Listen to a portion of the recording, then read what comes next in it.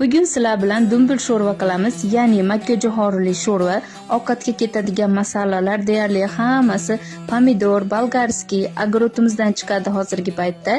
Kartoshka ham tugab qolgan ekan, ovqatga yarasha qilib olib oldim. Men o'zim dumbilni juda ham yaxshi ko'rganim uchun ko'pgina qilib pishirdim. Oraylarda dumbilni yaxshi ko'radiganlar bo'lsa, qo'linglarni ko'tarib ketinglar.